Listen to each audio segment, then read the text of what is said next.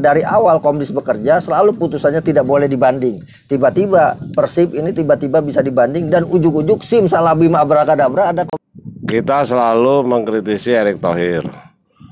Kita mencoba memberi solusi kepada organisasi PSSI. Tapi sampai detik ini justru semakin nabrak-nabrak, ya kan? Bisa jadi nih dalam kondisi politik lagi panas, ada yang membuka peluang untuk mengkudeta Erick Thohir karena dosanya udah jelas nih. Anggota PSSI saat ini bisa mengkudeta kompetisi besok karena ini cacat hukum, tidak ada degradasi lagi. Nah loh.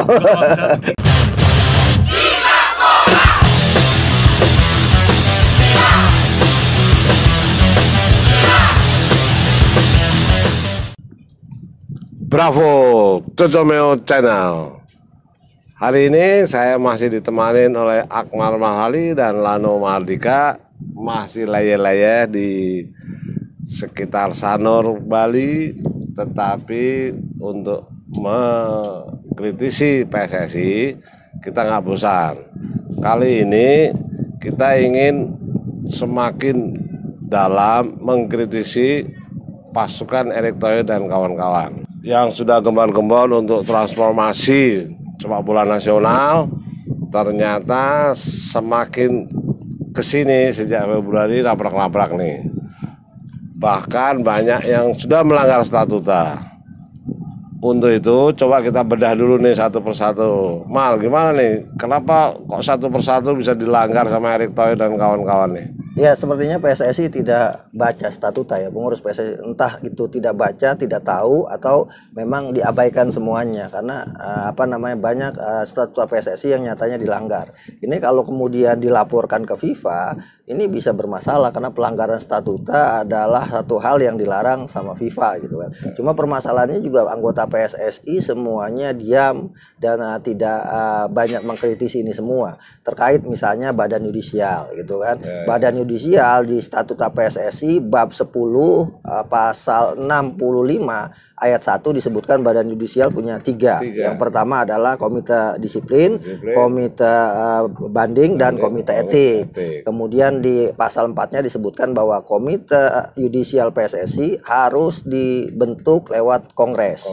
Baik itu kongres luar biasa, kongres biasa, ataupun kongres tahunan. Komite yudisial ini tidak boleh berafiliasi dengan PSSI. Dalam hal ini misalnya tidak boleh anggota komite eksekutif atau komite tetap di PSSI. Termasuk di pasal 5 dijelaskan tidak boleh yang punya hubungan kekeluargaan, hubungan bisnis, bahkan orang yang pernah dibiayai oleh pengurus PSSI hidupnya itu nggak boleh jadi anggota komite yudisial di PSSI. Dan sekarang terjadi nih. Dan sekarang terjadi, yang terjadi sekarang adalah ada pelanggaran yang dilakukan oleh PSSI. Yang pertama komite banding. Komite banding tidak dibentuk lewat kongres PSSI, dibentuk tiba-tiba ketika kompetisi mau berjalan. Sudah disebutkan dengan ketua Eko Hendro Prasetyo, kemudian wakil ketua Asep Edwin dan anggota Mahfudi Negara, kemudian Hasani Abdul Ghani dan Aji Ridwan Mas. Ini kan dibentuk tidak melalui Kongres PSSI, ini melanggar statuta dan sudah bekerja gitu. Bekerjanya sejak Liga 1 dimulai pada tanggal 1 Juli 2023 sampai sekarang, artinya sudah 8 pekan, sudah 72 pertandingan. Komdis sudah bekerja menjatuhkan vonis, bahkan dendanya kalau dihitung sampai sekarang itu sudah mencapai 1,405 miliar rupiah denda yang didapat oleh Komdis PSSI, dengan Persib menjadi tim paling banyak dapat denda 250 juta.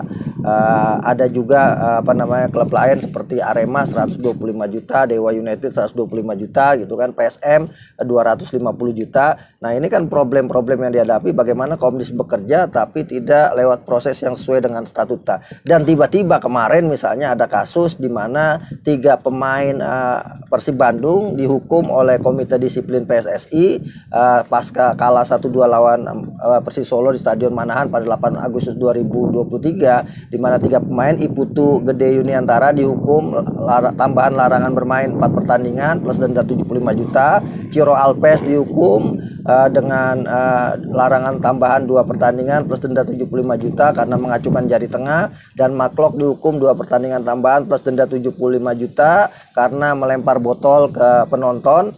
tapi tiba-tiba ada proses banding yang diberikan gitu kan. Nah ini masalah. Kenapa masalah? Dari awal Komdis bekerja selalu putusannya tidak boleh dibanding. Tiba-tiba Persib ini tiba-tiba bisa dibanding dan ujuk-ujuk simsalabim abrakadabra ada komite banding yang mengambil putusan pada 12 Agustus 2023. Jadi putusan bandingnya pada 11 Agustus 2023 dari pertandingan tanggal 8 Agustus. Ada putusan banding tanggal 12 Agustus 2023, cepat benar gitu kan, dimana kemudian diputuskan bahwa banding dari Iputu Gede dan juga Icor Alves ditolak, sementara bandingnya Maklok disahkan dan Maklok dinyatakan tidak bersalah gitu. Sementara komite banding itu pun juga belum diumumkan. Belum diumumkan sekarang, sampai sekarang. Coba Lan, tahu nggak komite banding siapa? Coba Lan, ini secara ini katanya gembal-gembal transformasi sepak bola nasional nih, Erick Thohir nih. Tadi Akmal sudah menjelaskan bahwa nabrak-nabrak melanggar statuta. Menurut Lano gimana nih? Ini bisa jadi ini kan pemikiran konspirasi ya. Iya.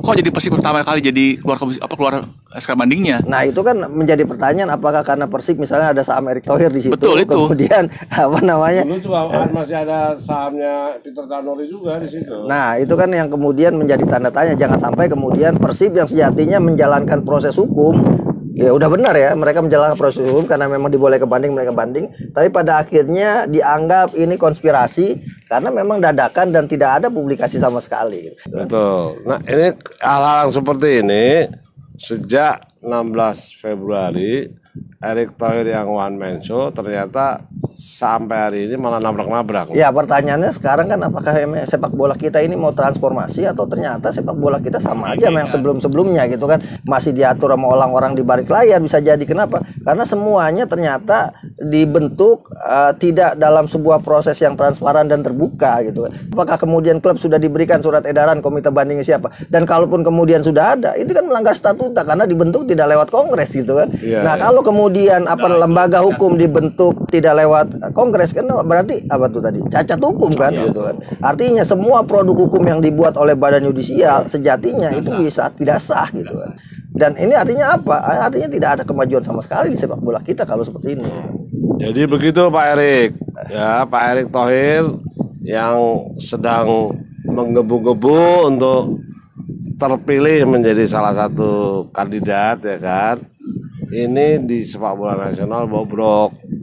Semuanya nabrak-nabrak, semuanya melanggar aturan dan semuanya sudah cacat hukum nih. Dia dengan latar belakang sebagai pengusaha.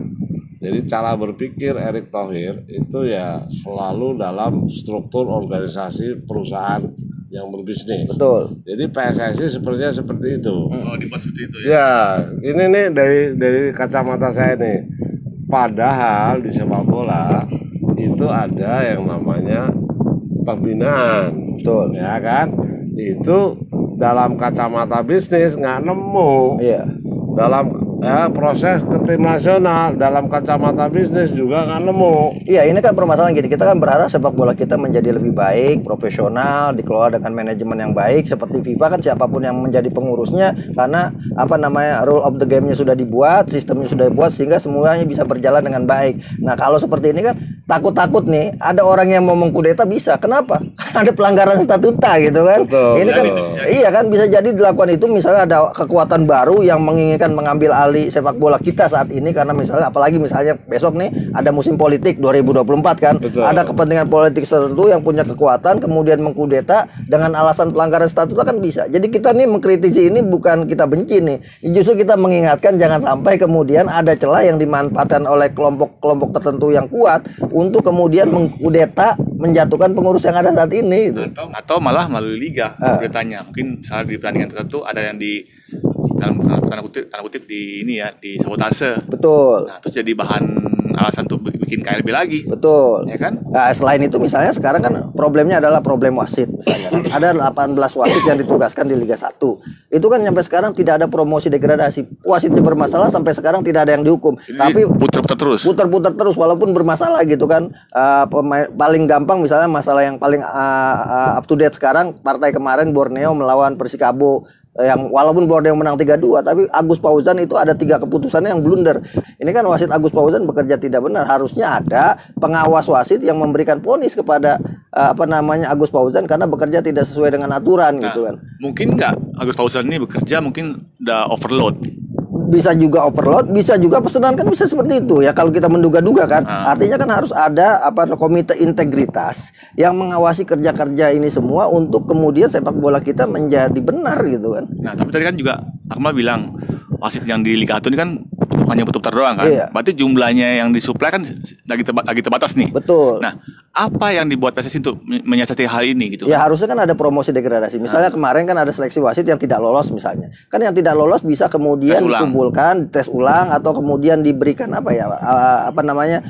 pembekalan baru sebagai cadangan wasit yang bermasalah. Jadi wasit yang bermasalah didegradasi, dihukum, wasit ini naik gitu kan. Sehingga ada persaingan di antara wasit untuk membuktikan bahwa mereka bekerja dengan benar. Kalau kemudian 18 bermasalah tidak pernah ada yang dihukum, ya pada akhirnya semua bisa main semuanya karena merasa nyaman dan terlindungi. Kalau gitu. misalnya bagi PSSI dianggap bahwa ini yang di bawah nih yang mesti tes ulang belum siap, bisa nggak dia minta bantuan AFC untuk minta wasit asing? Oh bisa benar kan itu kan jalan-jalan yang bisa diambil. Tapi sebenarnya yang tidak lolos ini bukan berarti punya masalah kemampuan gitu. Apalagi kemarin kan ada pungli dalam seleksi wasit dan nyampe sekarang tidak diselesaikan.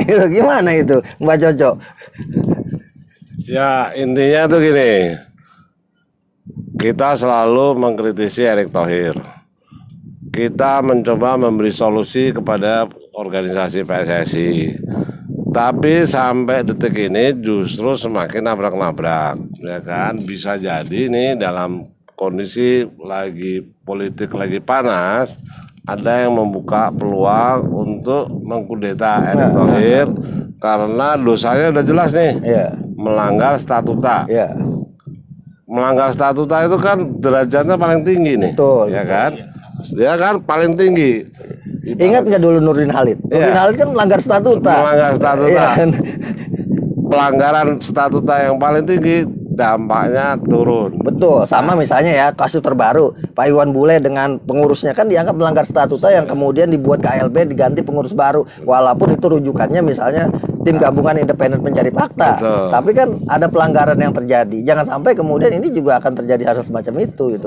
Nah, Pak Erick ini kan banyak kerjaannya di BUMN sebagai menteri, kemudian juga di PSSI, belum lagi upaya-upaya Pak Erick untuk kemudian menjadi salah satu cawapres kan banyak waktu yang tersita. Sama sehingga sebagai kepala keluarga yang betul harus ada distribusi peran di sini yang bisa diberikan kepada anggota EXO-EXO-nya sehingga kemudian bekerja sesuai dengan masing-masing bidangnya masing-masing sehingga bebannya nggak kepada ketua umum tersendiri. Ketua umum hanya memberikan solusi terhadap masalah yang ada. Ini kan kalau Pak Erick menjadi ketua komite wasit, kalau ada wasit bermasalah kan dia langsung ditembak langsung kan. Ini kan bisa jadi problem. Artinya ini bisa menggerus kepercayaan publik terhadap ketua umum PSSI. Nah, ini yang harus dibenahi menurut saya oleh PSSI kita, termasuk adalah bagaimana melegitimasi badan yudisial yang ada saat ini gitu kan untuk benar-benar legitimate sehingga putusan-putusannya tidak cacat hukum. Kalau putusannya cacat hukum seperti sekarang tidak dibentuk badan yudisial lewat kongres, kemudian putusan-putusan cacat hukum, anggota PSSI saat ini bisa mengkudeta kompetisi besok karena ini cacat hukum, tidak ada degradasi lagi. Nah, loh. Tiba-tiba ada ketangkap. Juga begini, kalau misalnya tiba-tiba ada anggota wasit yang ketangkap sama Satgas anti mafia bola betul. terlibat dalam match fixing atau match setting lah. Nah, bersedia nggak itu akhir untuk di KLB? Nah, itu dia kan problemnya kan. Problemnya bukan masalah bersedia tidak bersedia. Kalau soal itu kan ada di pemilik suara. Betul. Jangan sampai ini jadi permainan pala pemilik suara untuk arisan lagi untuk ketua umum PSSI karena ada uang yang berputar di situ. Ini kan repot. Itu dia pasar. Betul. Nah, jangan sampai kemudian KLB terus. Makanya kita harus ingatkan, jangan sampai ada pelanggaran statuta. Nah, kalau kemudian terjadi pelanggaran, PSSI ini harus menjelaskan gitu kan. Kenapa komite yudisial dibentuk secara mendadak gitu kan? Artinya kan harus ada solusinya yang diberikan. Misal nih menurut saya, sebenarnya komite yudisial dalam kongres sudah diberikan mandat kepada pengurus PSSI untuk membentuknya pasca kongres gitu kan. Itu kan bisa jadikan alasan. Tapi kan sekarang sudah terjadi baru diumumin. Baru diumumin. Nggak, kalau seperti ini kan mana perubahannya gitu kan. Nah, perubahan itu udah pasti melanggar. Betul, Kita betul. sudah melanggar sebetulnya. Iya, jangan sampai misalnya Persib merasa sebagai apa ya? Sebagai anak emas. Kalau dulu kan ada zaman Joko Driono ada Persija sebagai anak papa gitu kan. Nah, jangan sampai nanti Persib karena memang dia punya hak untuk mengajukan banding dan peluang ada, tiba-tiba bandingnya dipenuhi, tapi pada gilirannya bandingnya itu cacat hukum karena komite bandingnya tidak jelas gitu kan. Kalau dulu Persija anak papa, kalau bonek kan anak pemberontak. Nah, ya kan? Persibaya itu. Nah, sekarang kan juga ada, kalau bicara lagi supporter nih, ini kan lagi rame juga kan, di mana supporter menggugat karena tidak boleh datang tandang. Akhirnya mereka sengaja datang, mereka kumpulin duit sendiri, mereka bayar gitu kan. Ini kan jadi lucu gitu kan. Dan apa namanya? Datang nggak pakai atribut dihukum juga. Ya dihukum juga ya. Jangan sampai kemudian juga komite Komdis PSSI ini jadi ATM-nya, mesin uangnya PSSI untuk mengurangi dana subsidi. Ini kan repot gitu kan. Kasihan klub yang akhirnya tidak bisa bekerja dengan maksimal. Bahkan yang saya khawatirkan karena banyak uang yang ditarik karena karena disanksi oleh Komdis, pada gilirannya krisis finansial dan akhirnya main dengan bandar-bandar judi gitu kan. Saya kan melihat gini, ekosistem sepak bola kita ini ada 3. Yang pertama pejabat, konglomerat, pengusaha, penguasa yang butuh popularitas, ya kan. Yang kedua adalah kelompok di mana mereka menguasai dari hulu sampai hilir sepak bola Indonesia, yang bisa atur juara, bisa atur siapa yang promosi, degradasi, bola. bisa mengatur bisnis bolanya, memonopoli bisnis bolanya. Ini kelompok mafia kan. Kelompok ketiga kita supporter bola yang berharap sepak bola kita berprestasi. Sekarang kan sepak bolanya prestasinya masih jauh dari panggang, masih jauh dari dari harapan, tapi problemnya semakin banyak. Nah, kalau semacam ini kan nanti akan jadi masalah tersendiri di sepak bola Indonesia. Ada kelompok keempat nih. Apa? Kita yang orang paling cerewet selalu mengkritisi. Tapi kan kita cerewet ini kan sebenarnya bukan benci. Orang cerewet itu kalau kata Gus Dur, kalau saya dikritik kata Gus Dur bukan karena saya dibenci, tapi saya dicintai oleh oleh masyarakat. Nah, ini kan yang mengkritik ini sebenarnya yang mencintai sepak bola Indonesia. Separuh dari penyelesaian masalah itu kritik, separuhnya lagi ya kerjanya. Kita tagih kerjanya PSSI. Karena itu kita berharap PSSI bisa membenahi sepak bola ini dengan benar. Fokus 24 jam ngurus PSSI. Jangan sampai PSSI hanya jadi mainan politik. Jadi sambilan, kerjaan sambilan. Football for our hope, not our job. Adios, Cocomeo Channel.